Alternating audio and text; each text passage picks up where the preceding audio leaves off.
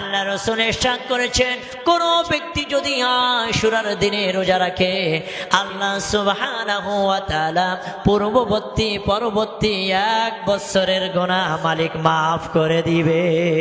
শুধু তাই নয় আমার প্রাণের মুসলমান কিরাম, আশুরার দিনের এত বড় মর্যাদা, এত বড় ফজিলত, শুধু তাই নয় আল্লাহ রাসূল সাল্লাল্লাহু আলাইহি ওয়াসাল্লাম ইরশাদ করেছেন, আল্লাহ সুবহানাহু ওয়া তাআলা পৃথিবীকে যেদিন সৃষ্টি করেছিলেন, যেদিন শুরু করেছিলেন, ওই দিনটা আর কোনো দিন নয়, ওই দিনটাই ছিল 10ই মুহররম আশুরার দিনে।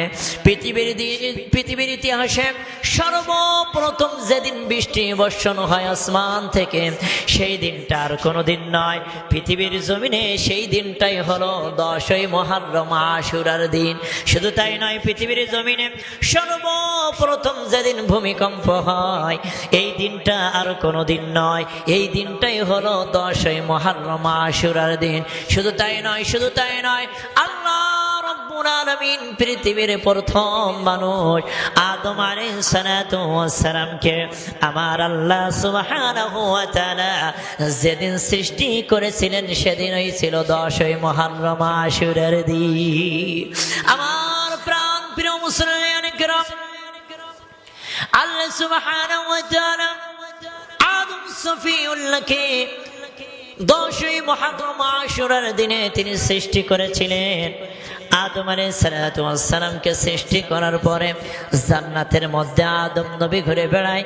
আল্লাহ সুবহানাহু ওয়া তাআলা তার সঙ্গী হিসেবে মা হাওয়াকেও আমার আল্লাহ সৃষ্টি করেছিলেন। দুজন জান্নাতের মধ্যে বসবাস করে। আল্লাহ সুবহানাহু ওয়া তাআলা ডাক দিয়ে বললেন, আদম শোনো শোনো, জান্নাতের যত নাজ নিয়ামত দেখতে পাচ্ছ, সব নাজ নিয়ামত ভোগ করতে পারবা, কেবলমাত্র শুধুমাত্র রে আদম একটা গাছের নিকটবর্তী হবে না। ওয়ালা তাকরাবা হাদি শাজারা, ওই যে গন্ধম গাছ দেখা যায়, ওই গাছের ফল খাও তো দূরের কথা, ওই গাছটির ধারে কাছেও পর্যন্ত যাবে না। আমার ভাইরা, কিন্তু শয়তান কেমন ভাবে কৌশল করলো, শয়তান সিরাতে সূরাতে সুন্দর আকৃতি ধারণ করলো, বিশাল বড় জুব্বা, বিশাল বড় পাগড়ি, বিশাল বড় টুপি, বড় তসবিহ নিয়া শয়তান জান্নাতের গেটের সামনে ক্রন্দন করা শুরু করে দিল। মা হাওয়া ডাক দিয়ে বলতেছে, কে গো তুমি, কেন তুমি কাঁদো? বলতেছে, আমি কাঁদি এই জন্য, দীর্ঘদিন ধরে জান্নাতের মধ্যে তোমাদের বসবাস, কিন্তু আমি গোপন সূত্রে জানতে পারলাম আল্লাহ সুবহানাহু ওয়া তাআলা তোমাকে আর আদমকে জান্নাত থেকে নাকি দুনিয়াতে পাঠিয়ে দেবে। শোনো শোনো, এই জন্য আমি কাঁদতেছি। তবে একটা উপায় রয়েছে, আল্লাহ রাব্বুল আলামিন তোমাদেরকে বলেছে ওই গাছটির নিকটবর্তী হওয়া না। কেন আল্লাহ তাআলা নিষেধ করেছে জানো নাকি?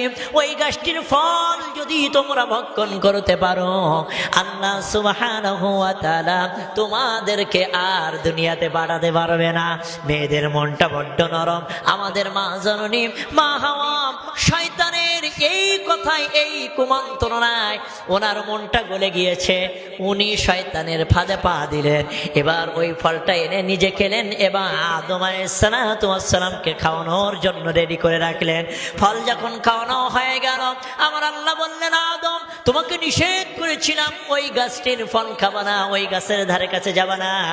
আমার আল্লাহ রাব্বুল আলামিন আদম আলাইহিস সালাতু ওয়াস সালামকে আর মা হাওয়াকে পৃথিবীর 2 প্রান্তরে আল্লাহ পাঠিয়ে দিয়েছিলেন। দুইজন পৃথিবীর 2 মেরুতে চলে আসলেন। আদম নবী বারবার তওবা করেন, আল্লাহ রাব্বুল আলামিনকে বারবার ডাক দিয়ে বলে, রব্বুল আলামিন আমি অন্যায় করে ফেলেছি, আল্লাহ আপনি আমাকে মাফ করে দেন।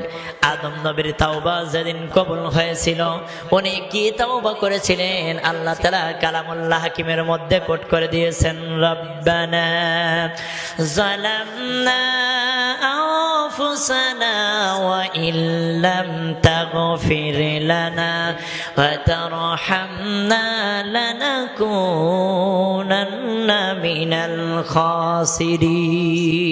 আমার আল্লাহ তাআলা আদম নবীর